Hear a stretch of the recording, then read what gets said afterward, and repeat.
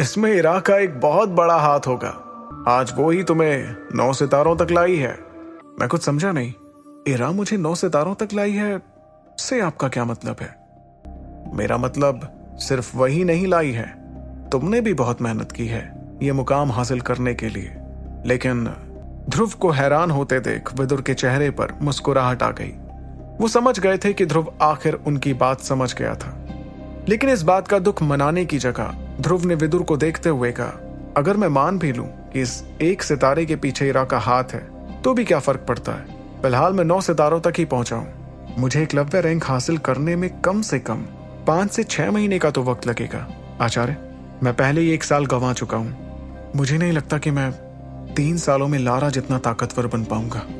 ये सुनकर विदुर ने देखा कि ध्रुव हताश हो गया था, लेकिन फिर भी उन्होंने कुछ नहीं कहा। उनकी चुप्पी देखते हुए ध्रुव ने ही आगे कहा, लारा की ट्रेनिंग अंबर दल की लीडर के साथ होती है, और क्योंकि वो अंबर दल में है इसका मतलब लारा सबसे ताकतवर लोगों में से एक है।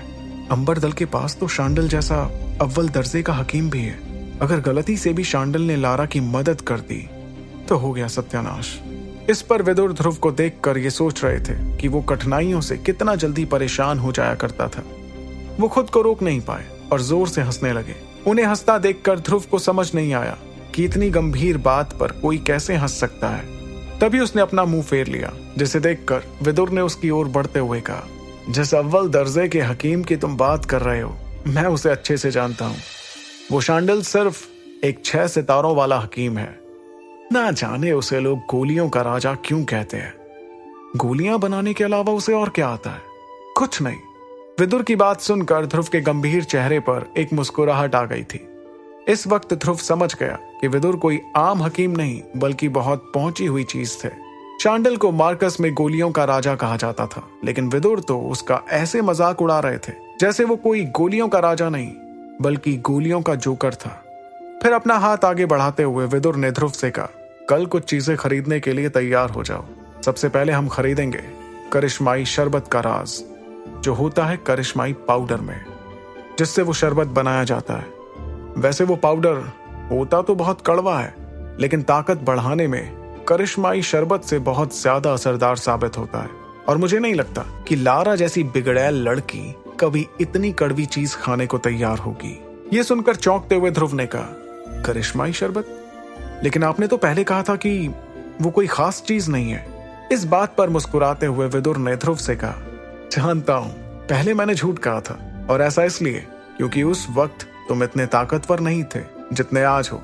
उस वक्त अगर तुम करिश्माई शरबत या पाउडर लेने की कोशिश करते तो तुम्हारा शरीर उसकी शक्ति संभाल नहीं पाता और फिर तुम कभी एकलव्य नहीं बन पाते। इसलिए तुम्हारी जिद को ध्यान रखते हुए मैंने तुमसे झूठ बोला था। लेकिन अब जो तुम मेरी उम्मीद से ज्यादा ताकतवर हो गए हो, इसलिए वक्त आ गया है कि तुम करिश्माई पाउडर का इस्तेमाल करो। मगर जैसे ही आचार्य विदुर ने उसे सामान की लिस्ट पकड़ाई तो वो लिस्ट देखकर ध्रुव की आंखें फटी की फटी रह गईं।